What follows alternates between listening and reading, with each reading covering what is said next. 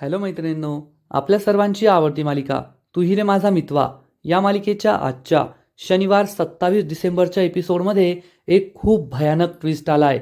ईश्वरी आणि अर्णव या दोघांच्या आयुष्यात खूप मोठं वादळ आलंय. मामीचा प्लॅन यशस्वी झालाय. अजून तर अर्णवला सुप्रिया आणि त्याच्या बाबांचं सत्य नाही समजलंय, पण ईश्वरीला हे सत्य कळलंय. त्यामुळे तिला जबर धक्का बसला. ती बेशुद्ध पडली आणि चक्क कोमात गेलीये. ईश्वरीची हार्टबीट कमी होतीये, पल्स रेट कमी होतंय. डॉक्टरांनी ईश्वरीला चेक केलंय आणि सांगितलंय की ईश्वरीला खूप मोठा धक्का बसलाय आणि आजची रात्र खूप महत्वाची आहे. ईश्वरी आज रात्रीत बरी झाली तर ठीक आहे, नाहीतर तिच्या जीवाला धोका आहे. ईश्वरीची पल्स रेट कमी होतीये, हार्ट रेट कमी होतोय. त्यामुळे अर्णव सुद्धा खूप घाबरलाय आणि त्याने गणूबाप्पाला प्रार्थना केली आहे की माझ्या ईश्वरीला सुखरूप ठेव, नाहीतर मी सुद्धा नाही जगू शकणार. तिच्याशिवाय जगण्याचा मी विचार सुद्धा करू शकत नाही. मग आता ईश्वरीच्या आयुष्यात जे वादळ आलंय ते अर्णवला सुद्धा समजणार का? सुप्रिया आणि त्याच्या बाबांचा फोटो त्याला दिसणार का? पुढे काय होणार हे जाणून घेण्यासाठी हा व्हिडिओ शेवटपर्यंत नक्की पहा. मैत्रिणींनो, एपिसोडच्या सुरुवातीलाच अर्णव हा गार्डनमध्ये मस्त नाचत असतो, बागडत असतो. त्याच्या हातामध्ये पाण्याचा पाईप असतो आणि तो हा पाण्याचा पाईप संपूर्ण हवेत भिरकावत असतो. सगळीकडे पाण्याचा वर्षाव करत असतो. तेवढ्यात ईश्वरी तेथे येते आणि विचारते, अर्णव सर, हे काय करताय तुम्ही? तर अर्णव म्हणतो, ईश्वरी, मी प्रेमाच्या पावसात भिजतोय. तुला भिजायचंय का? तुला तुझ्या मनातील प्रेम व्यक्त करायचंय का? तुझ्या मनात प्रेम आहे ना? ईश्वरी खूप लाजते आणि म्हणते, हो सर. अर्णव म्हणतो, तर मग तयार हो, प्रेमाच्या पावसात भिजायला, तुझ्या मनातील प्रेम व्यक्त करायला. ईश्वरी लाजते आणि तिच्या मनातील ती प्रेम व्यक्त करणार, अर्णवला आय लव्ह यू म्हणणार म्हणून ती वर पाहते. पण अर्णव गायब झालेला असतो, कारण हा तिचा भास असतो. आत्तापर्यंत जे काही घडलं ते तिचं स्वप्न असतं. ईश्वरीला दिवसभर फक्त अर्णवचेच भास होत असतात. त्यामुळे ईश्वरी म्हणते, सर, मी खरंच तुमच्या प्रेमात वेडी झालीये. मला सगळीकडे फक्त तुम्हीच दिसताय आणि जोपर्यंत मी तुम्हाला माझ्या मनातील सांगत नाही, आय लव्ह यू म्हणत नाही ना, तोपर्यंत हे भास सुरूच राहणार. त्यामुळे आज काहीही झालं तरी मी तुम्हाला आय लव्ह यू म्हणणारच, माझ्या मनातील प्रेम व्यक्त करणारच, असं ईश्वरी मनाशी ठाम ठरवते. आणि तिच्या हातात जी फुलं असतात ती गोल गोल जोरात फिरते आणि हे सगळे फुलं हवेत उडवते. सगळी फुलं तिच्या अंगावर पडतात. ईश्वरीवर प्रेमाचा नाही, पण फुलांचा वर्षाव नक्की होतो. ईश्वरी खूप खुश होते आणि मनाशी पक्क ठरवते की आज मी अर्णव सरांना माझ्या मनातलं सांगणारच, त्यांना आय लव्ह यू म्हणणारच. तर दुसरीकडे नम्रता तिच्या घरी असते आणि काल तिने भंगाराच्या दुकानातून मामीचा जो बॉक्स आणलेला असतो तो बॉक्स पाहते. ती म्हणते, आई खरं बोलत होती, हा बॉक्स तर खूप भारी आहे, पण आधी रिपेअर करायला हवा. सगळ्यात आधी हा कपडा बदलते. असं म्हणून मामीने ठेवलेला लाल कपडा ती काढू लागते. पण त्याच वेळेस मामी तेथे टपकते. मामीला दिसतं की नम्रता हा कपडा बाजूला करते आणि जर तिने कपडा बाजूला केला तर तिला निगेटिव्हचा धक्काच बसतो. नम्रता म्हणते, हो या ना मामी, या आतमध्ये. ती मामीला खाली बसवते. मामी तिला खोटं सांगते, अगं मी येथे जवळच आले होते म्हणून म्हटलं तुला भेटायला यावं, तुझ्या आईबाबांना सुद्धा भेटायचं होतं ना. आणि ती या बॉक्सकडेच पाहू लागते. नम्रता ही तिला पाणी देते तर मामीचं लक्ष या बॉक्सकडेच असतं. ती विचार करते, बरं झालं मी वेळेत आले, नाहीतर या बॉक्समध्ये असलेले निगेटिव्ह नम्रताला दिसले असते आणि माझा सगळा प्लॅन फ्लॉप झाला असता. नम्रता तिला पाणी आणून देते आणि विचार करते, ही मामी अचानक कशी काय टपकलीये? तर मामी तिला सांगते, अगं काय झालं, मी माझ्या एका मैत्रिणीला भेटायला जवळच आले होते आणि त्या मैत्रिणीचा नवस पूर्ण झालाय आणि तिला पेढे हवे होते. मी विचार केला सगळ्यात भारी पेढे कुठे भेटतील, तर मला तुझाच विचार माझ्या मनात आला, म्हणून मी तुला पेढ्यांची ऑर्डर द्यायला आली आहे. त्याचबरोबर तुझ्या आईबाबांना सुद्धा भेटायचं होतं ना. त्यांना मी खूप भेटण्याचा प्रयत्न केला, पण दरवेळेस काही ना काहीतरी घडलं आणि आमची भेटच झाली नाही, म्हणून त्यांना भेटायचं म्हणून मी आली आहे. तर नम्रता म्हणते, हो मामी, तुमची आणि आईबाबांची भेटच होत नाहीये, पण आज नक्कीच तुमची भेट होईल. मामीला मात्र या बॉक्समध्ये इंटरेस्ट असतो, नम्रताशी गप्पा मारायच्या नसतात.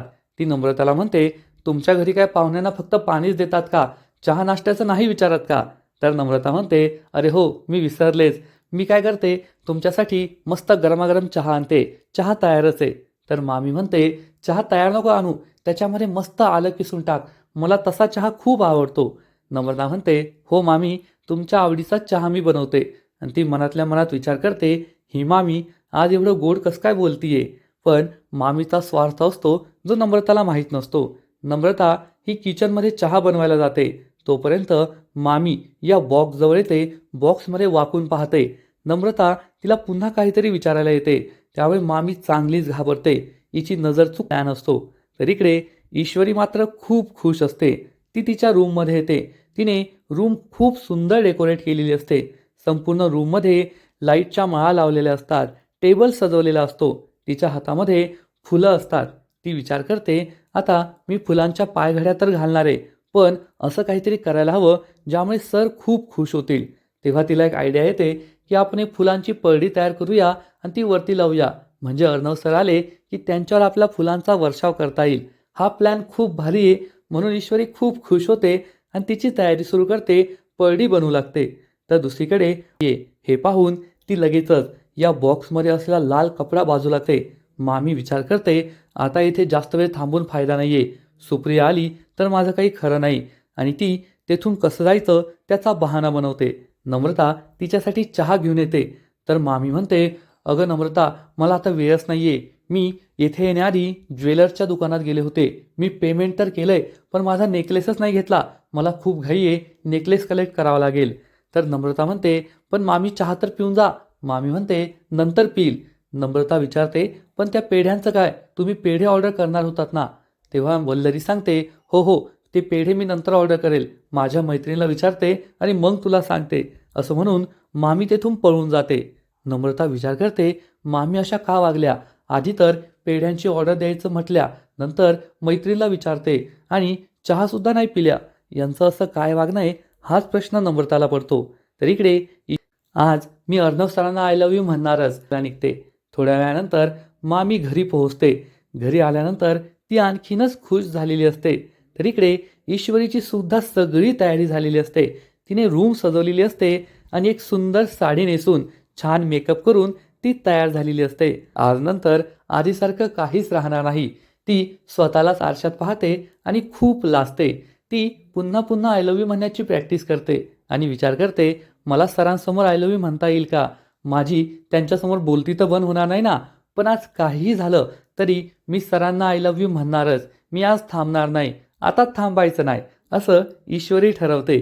आणि कॅन्डल पेटवण्यासाठी आपल्याला माचीस आणायची आहे हे तिला आठवतं आणि ती किचनमध्ये येते आणि माचीस शोधू लागते. मामीला हे दिसतं. मामी या संधीची वाट पाहत असते की एकदा का ईश्वरी रूम बाहेर पडली, तिच्या रूममध्ये हे फोटो लपवून ठेवायचे.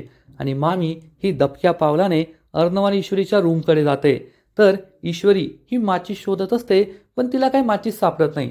कारण जोपर्यंत मामी हे फोटोज ठेवणार नाही तोपर्यंत तिला माचीस सापडूच शकत नाही. नाहीतर मग सिरियल कशी पुढे जायची. मामी अर्णव आणि ईश्वरीच्या रूममध्ये येते. रूममध्ये आल्यानंतर तिला आश्चर्य वाटतं, कारण ईश्वरीने खूप सुंदर रूम सजवलेली असते. आज तर रूम खूप छान सजवली आहे असं ती म्हणते. फोटोसुद्धा खाली पडतील आणि मग अर्णव आणि ईश्वरीच्या आयुष्यात मोठा धमाका होईल असा विचार करून मामी खूप खुश होते. ती एक खुर्ची घेऊन येते आणि या खुर्चीवर उभी राहते. तर इकडे ईश्वरीला अजून माचीस सापडलेलीच नसते. मामीचं काम अजून झालं नाहीये, मग माचीस कशी सापडणार? माचीस घेऊन मी वर जाऊ शकत नाही असा विचार करून ईश्वरी माचीसच शोधत बसते. त्याच वेळेस तिला एका कॅबिनेटमध्ये माचीस सापडते आणि ही माचीस घेऊन ती आपल्या रूमकडे यायला निघते. तोपर्यंत मामीने या फुलांच्या परडीमध्ये आपले फोटोग्राफ्स ठेवलेले असतात आणि ती तेथेच विचार करत बसते. कारण ईश्वरी आल्यावर काहीतरी करायला हवं ना, म्हणून ती तेथेच गप्पा मारत बसते. आज ईश्वरीचा या घरातील शेवटचा दिवस आहे. मी खूप प्लॅन बनवले, पण कोणताच प्लॅन यशस्वी झाला नाही. आजचा माझा प्लॅन मात्र नीट बसलाय, तो नक्कीच यशस्वी होईल असा विचार मामी करते. आणि त्याच वेळेस ईश्वरी ही जिन्याने वर येते. मामीला समजतं की ईश्वरी आली आहे आणि मामी घाबरून दरवाजामागे लपून बसते. ईश्वरी रूममध्ये येते आणि या कॅन्डल पेटवते. मामी तिच्या मागेच असते, पण ईश्वरीला काही कळत नाही. ईश्वरी या कॅन्डल पेटवते. या संधीचा फायदा घेऊन मामी ही गपचूप तिच्या मागून निघून जाते. ईश्वरीला भास होतो की कुणीतरी मागे. ती मागे येऊन पाहते, पण मागे कुणीच नसतं. दरवाजा उघडाच राहिलाय असं म्हणून ती दरवाजा बंद करते. आणि थोड्या वेळानंतर ईश्वरीची सगळी तयारी झालेली असते. तिने फुलांच्या पायघड्या घातलेल्या असतात, कॅन्डल लावलेले असतात, लाइटिंग केलेली असते, रूम अगदी सुंदर सजवलेली असते. ती म्हणते, सर सगळं झालंय, मी तयार आहे, तुम्ही लवकर या. तर हा फोटो पाहून तिच्या पायाखालची जमीनच सरकते, कारण हा सुप्रिया आणि अर्णवच्या बाबांचा फोटो असतो, ज्यामध्ये सुप्रियाच्या खांद्यावर अर्णवच्या बाबांनी डोकं ठेवलेलं असतं आणि सुप्रिया आणि अर्णवच्या बाबांचा हात एकमेकांच्या हातात असतो. आणि हा फोटो पाहून कोणालाही वाटेल या दोघांचं प्रेम प्रकरण सुरू आहे, एकमेकांवर त्यांचं प्रेम आहे. हा फोटो पाहून ईश्वरीच्या पायाखालची जमीनच सरकते. आपली आई सुप्रिया आणि अर्णवचे बाबा एकत्र आणि त्यांचा या अवस्थेतील फोटो पाहून तिला जबर धक्काच बसतो. ईश्वरीला अंजली आणि अर्णवच्या लहानपणाचा फोटो दाखवला होता आणि म्हणाली होती की आमचं खूप सगळं विकलं गेलं, आम्ही एका दिवसात रस्त्यावर आलो, माझ्या आईने आत्महत्या केली, बाबा कुठेतरी निघून गेले आणि मग आम्ही भिकेला लागलो, आम्ही अनाथ झालो आणि हे सगळं फक्त त्या बाईमुळे झालं. त्या बाईचं कधीच भलं होणार नाही, ती कधीच सुखी राहणार नाही, तिला तिच्या पापांची शिक्षा नक्की मिळणार, असं अंजलीने तिला सांगितलं होतं. हे सगळं ईश्वरीला आठवतं आणि ईश्वरी म्हणते, म्हणजे ती बाई माझी आई आहे, ज्यामुळे अर्णव सर आणि अंजलीताईंचं आयुष्याचं वाटोळं झालं. अर्णव सर आणि अंजलीताईचं कुटुंब बर्बाद झालं. माझ्या आईमुळेच अर्णव सरांच्या आईने आत्महत्या केली आहे, माझी आई त्यांच्या आत्महत्येला कारणीभूत आहे. हे सगळं ईश्वरीला समजतं आणि तिला जबर धक्काच बसतो. ईश्वरीला कळतच नाही की हे कसं शक्य आहे, माझी आई असं कसं करू शकते. जर अर्णव सरांनाही समजलं तर आमच्या आयुष्याचं, आमच्या संसाराचं काय होणार, अर्णव सर कसं रिॲक्ट करतील, या सगळ्या गोष्टींची भीती तिला वाटत असते. तिच्या मनात विचारांचं वादळ असतं, तिला जबर धक्का बसलेला असतो, तिच्या डोळ्यात पाणी असतं, तिला काही नार त्यांचा संसार मोडणार असा विचार करून मामी चांगलीच खुश असते. तर इकडे ईश्वरी या फोटोकडेच पाहत असते, काय विचार करत असते देव जाणे. तर अर्णव हळूहळू आपल्या जिन्याने रूम जवळ येतो, तो रूमचा दरवाजा उघडतो. ईश्वरी ही पाठमोरी उभी असते. अर्णवला दिसतं की ईश्वरी सुंदर तयार झाली आहे आणि तिने रूमची छान सजावट केली आहे. हे पाहून अर्णव खूप खुश होतो आणि ईश्वरीला विचारतो, काय मिस इंदोर, काय सांगायचंय मला, काय सरप्राईज द्यायचंय. पण अर्णवला माहीत नसतं की ईश्वरीला किती मोठा धक्का बसलाय, तिच्या आयुष्यात तिला सगळ्यात मोठा धक्का बसलाय.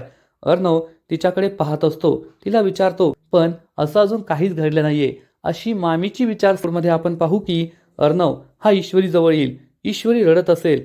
अर्णव ईश्वरीला विचारेल, काय झालंय तुला मिस इंदोर, तू इतकी का दुःखी आहेस, काय झालंय मला सांग.